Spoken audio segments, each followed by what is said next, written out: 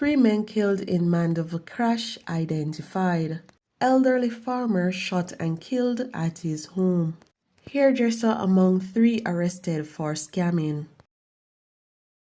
Please remember to subscribe, like, share, comment, and don't forget to hit that notification bell so you can always be updated with the latest news. Now for the news in details. Three men who died as a result of injuries they sustained following Tuesday night's two-vehicle crash on Winston Jones Highway near Mandeville have been identified. They are Wayne Morris, 43, a hospital porter of Cheapside District; Darley Clark, 25, a resident of Spalding, Clarendon, while the other has been identified as Fabian Otter, a chef of Christiana.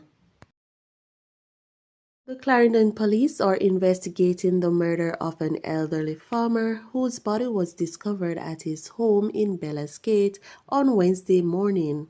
He has been identified as 73-year-old Winston Nelson. The discovery was made about 8 a.m. The police stated that Nelson's body was found with gunshot wounds to the chest and right hand. They also indicated that residents reported hearing gunshots around 11 p.m. Tuesday night. The probe into Nelson's murder is still ongoing.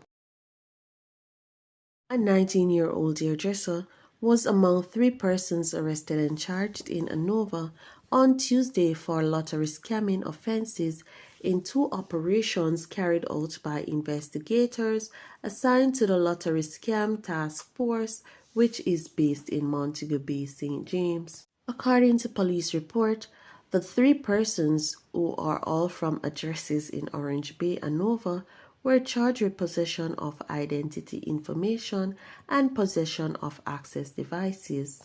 In the first two operations, which was carried out at approximately 4:30 a.m., a two-bedroom dwelling house was occupied by a man and a woman was searched.